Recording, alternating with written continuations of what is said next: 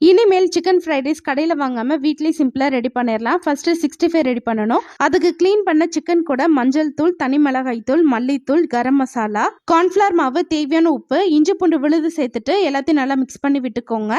இது அப்படியே ஒரு 30 நிமிஷத்துக்கு நல்லா ஊற விட்டுட்டு சூடான எண்ணெயில் சேர்த்து ஃப்ரை பண்ணி எடுத்துக்கலாம். சிக்கனை ஃப்ரை பண்ணியாச்சு. அடுத்து ஒரு அகலமான கடாய் எடுத்துக்கோங்க. அதில் 3 டேபிள் ஸ்பூன் சிக்கன் ஃப்ரை பண்ண எண்ணெய், பொடியை கட் பண்ண பூண்டு, ஒரு பெரிய வெங்காயம், இது கூடவே பொடியை கட் பண்ண கேரட், பீன்ஸ், கோஸ், கொடமிளகா, தேவையான உப்பு, 1 ஸ்பூன் தனி மிளகாய் தூள், 1 ஸ்பூன் சிக்கன் மசாலா சேர்த்துட்டு மசாலாவோட பச்சை வாசனை போக நல்லா வதக்கி விட்டுக்கோங்க.